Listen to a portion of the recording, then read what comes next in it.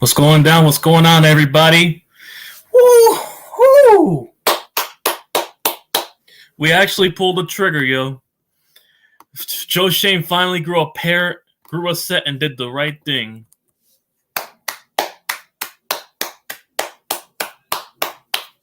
Did the right thing after all. It's about damn time he did it. He grew a set. What's going down, everybody? It's your boy YTC, coming from the All-Star Sports Network, also coming from the my main channel, YTC Productions, obviously. So the news broke out after waiting and anticipating for nearly weeks coming up in the season. The Giants finally re-signed Daniel Jones to a 4-year contract with $40 million per average pay on a yearly basis, with $160 million fully, not fully guaranteed, fully what he could make up to. I don't know what the guarantees. I have yet to look up the other details of the contract, but yeah, he got paid. He did his thing, and I'm stoked. Can't believe we actually got him for this amount. We finally did it. And what's up, David Caroni wants to hop on and discuss the news. We finally pulled the trigger. That's right. Hell yeah. What did you guys pay him? You guys pay him $40 million? $40 million for 4 years. It's $160 million. Oh, right on. Congratulations on your quarterback, man.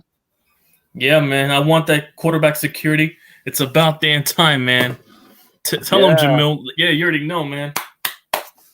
I wanted this deal done because if we didn't pay him, we were going to tag him and Saquon was going to be gone. I'm happy with this. He's definitely going to prove this season why he's worth $40 million. Best believe once he gets receivers, he'll prove he's worth $40 million. And then soon after, and that's, it's a steal, right? You know why? You imagine what Joe Burrow's going to want, what Jalen Hurts is going to want for making a Super Bowl, and what Justin Herbert's going to want and Tua's going to want. They're going to get paid next. Just imagine what they're going to get paid. This is going to look like pennies worth years later once you look at their contracts. This is going to look like pennies. Oh, but yeah, shout out to the Giants. We got it done, Definitely. So what you guys doing? Yeah, with we the tagged Saquon, Jamil. Yeah, Jamil, we tagged Saquon. Oh, you guys tagged Saquon?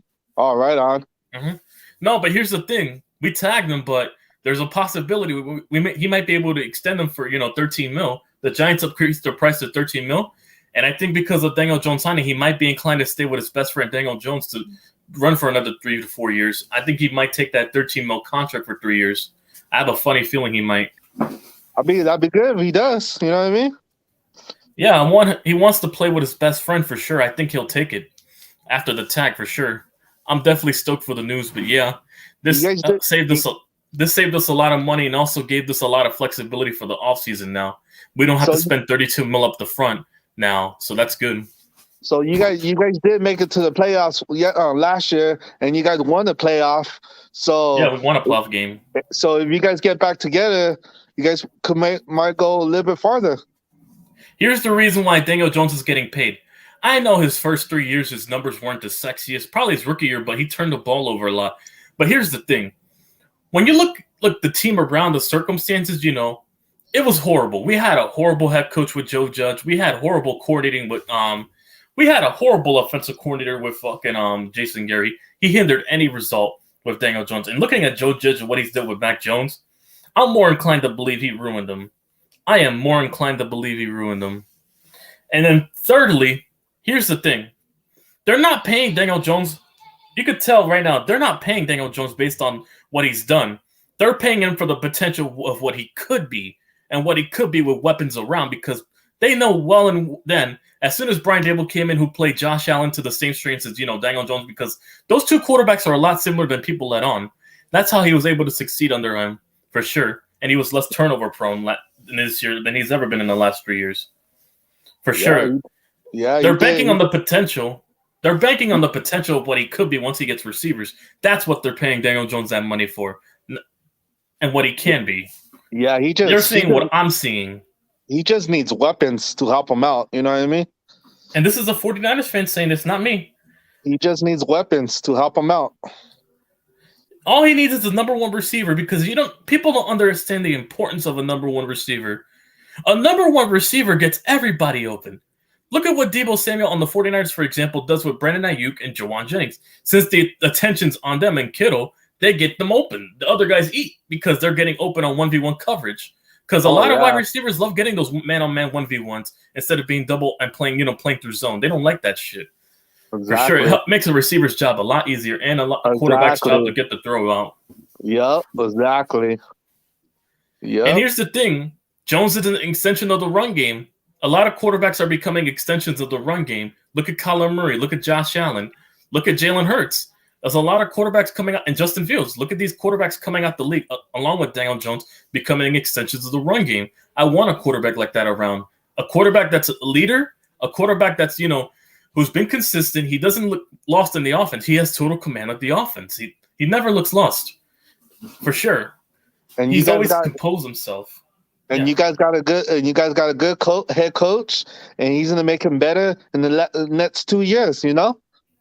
Yeah, because look at what he did with Josh Allen. Like I said, him and Josh Allen are the same type of quarterback. They're not obviously Josh Allen's way more talented, in what he does, but they're similar in traits when they're dual threat runners and they're 6'5" tall dudes that are big and strike fear upon defenses as runners when they're running the ball. Because defenses, they tell you a lot of how hard it is to take down Daniel Jones with that man being 6'5" and very big. He's hard to take down. That's a big man to take down at 6'5" and 230. That's Cam Newton right there. You're trying to take down basically. It'd be a good game when we play you guys. You know what I mean? I look forward to playing you guys for sure. That's gonna really test the That's really gonna test the Giants, roster against the top 5 defense in the 49ers. I look forward to playing you guys. Yeah, it's gonna be a good game. I mean, the majority of Niners and Giants and 49ers games I've seen, they come to the wire a lot. So yeah, if it's anything like that, I expect it to be a good game. Yeah, somebody's gonna win by 3, by a last minute field goal. One possession. I think one possession, but yeah, you're right. Yeah, we'll see. Whoever has the ball last, and or if the defense not tired, that team's gonna win it. Mm-hmm. So yeah, congratulations again on your quarterback.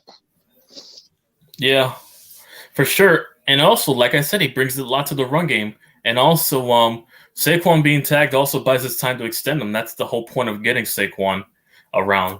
It buys us more time. I think he might take the 13 mil because his best friend is back with the team right now. I think he's going to take that less. But yeah, for sure. When you think of I'm thinking. No, because look at what Brian Daboll did to our run game. I was thinking something else. When he's able to find running backs too, because all our running backs with less carries average 4 yards per carry. That's league average right there, and that's a really good run game right there. If they're averaging 4 yards per carry for each running back playing in our system, not Saquon. That's good for us right there. We're having a consistent run game. And you guys got the other running backs too, right? Breida, Brightwell. Yeah, I think we still got him, but I think we're going to get more backs in the draft or in free agency. There could be that. Oh, okay. Yeah. No, because the Giants are a run-based team. We don't bomb it as often as we do because our receivers can't get open. Perhaps we'll open up the playbook in terms of bombing it more once we get a number 1 receiver, because that's going to open up the playbook a lot. Just like when the Niners traded for McCaffrey, they couldn't run the ball as efficiently as they could beforehand. But once they got McCaffrey, who's a pass-catching threat and that can run, it got those guys at the receiving game open. Once you leave one man out and then on a man out, another guy gets open. That's what basically getting a number 1 receiver is going to do to the Giants. It's going to open up the run game. Teams will not stack the box anymore, and they're going to have to play safeties on the outside, which opens up the run game on the outside for DJ to run outside. Because usually when the quarterbacks have to run, they're going to put 2 safeties on the sideline near the sideline so they can't extend and run out for many yards and deal damage. But you know what the good thing about that is, David? What the good thing about that is? What? When they're forced to play on the outside on the sideline, it opens up the middle. You open up those crossing routes. You open up the run game in the middle. That's where you can deal the most damage and pick up a lot of chunk yards to get first downs and keep drives alive. Exactly. Yeah. That's the best thing about it. And plus, when you guys get your number 1 and number 2 receivers, then the double team the number 1 guy and the second receiver, he's gonna get right open. It's like and third receiver in the slot, yeah. Yeah, it's like Brandon Ayuk. Like how he gets open a lot because the double team Debo. No, Jawan Jennings. You mean Jawan Jennings more than and Jennings too. Yeah, Jennings coming back with us 1 more year, and then when you get those 2 wide receivers, that second guy is gonna get open a lot, and Daniel Jones gonna throw the ball to him right in the middle. And guess who's in the slot? You want to know who's going to be Exactly. catching the slot balls? Whoever we draft, and Wan'Dale Robinson. Once Wan'Dale Robinson gets back from an ACL tear, it's going to help out the offense a lot.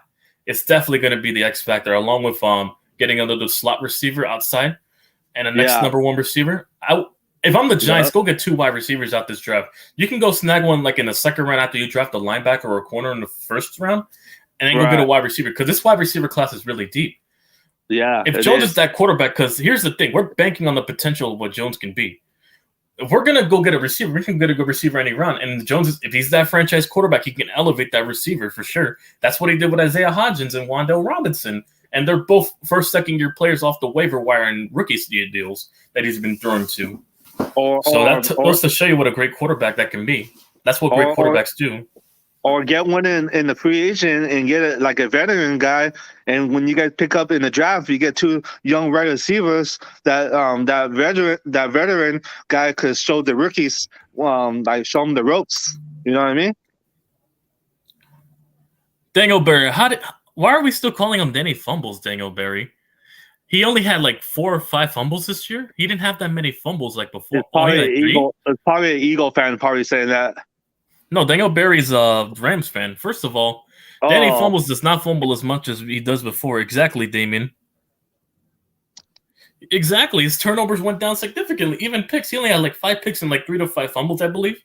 That's it. Nothing much. And half of those fumbles, were blindside hits. 3 of them, at least I know from what I saw during the game, were blindside hits from the right tackle or Andrew Thomas occasionally getting beat. Somebody giving up a sack, and that's when he gets hit on this blind side when he's trying to escape. But I'm not concerned about the turnovers, because the turnovers will continue to keep going down for as long as he's becoming a much more smarter and more wiser quarterback, and we get better weapons around to get the ball out quicker. I trust Jones to be that guy. You guys, and he lost about 1 or 2. Get a little bit of defense too. No, we need linebackers specifically, because I don't have a problem with the front 7. We just need linebackers that can, tackle, because we could have stopped the run. When we had to play a team like Detroit or the Eagles, when they can run the ball like 30 times a game, capable-wise, our defense could have stopped a nosebleed. Even the Washington game, Brian Robinson got open against our defense. But we were lucky to get a few stops because Washington did not know how to play call properly, and Ron Rivera is very inconsistent a lot with his play calling, so that's how we got lucky on off defense. But overall, it's not going to fly next year. If the reports are true about them getting Lamar Jackson, it's not going to fly. Yeah. So if you guys don't get no linebackers, you guys going to be hard to stop the run. And when you guys play us, we're going to run a lot, Yeah, I know. So, that's why I want a linebacker, because this linebacking, there's a lot of good linebackers coming out this draft as well. I'm looking at that guy, Trenton Simpson and Drew Sanders to come out this draft for sure. I really want a guy like him, so he would really elevate, this defense coming forward. The Giants do need I would prefer the Giants to go get a number 2 tall corner, and then we can move Cordell Flott to the slot. Flott in the slot, that has a nice ring by the name, but Cordell Flott's been a really shutdown corner for us. I really think he's underrated. I think we could just put him in the slot, and he'll play, really well in the slot than on the outside. He's been decent on the outside, but I think he fits more of the slot role, and then we could just get a number 2 corner to play on the outside next to Adoree. That's how I'd look at it. Exactly, man. He's just talking because he hates that he got paid. I mean, we were going to have to pay someone exactly. Why other teams hating and you guys need a quarterback? No, he's talking about Dangleberry. He's talking about Dangleberry. He's trolling. He's a Rams fan, but First of all, his quarterback has arm fatigue. Our quarterback's one of the best dual threat quarterbacks in the league right now. He's top 5 in running wise. Wait till the 49ers play the Rams, win and smash them again. The Rams are going to be in a full rebuild. They're not. Yeah, exactly. Cooper Kupp's not saving them, but whatever. No. Anyways, they get rid of Robbie, the guy from the Chicago Bears. They release him. Yeah. Anyways, I gotta. I was only gonna go for a few 15 minutes, to get this live out. I gotta end it here. I don't know if someone's gonna go live later tonight. Possibly John Jay, maybe. I don't know, but someone will probably go live later tonight. And I'll see you guys soon. YTC out. Yep. All right.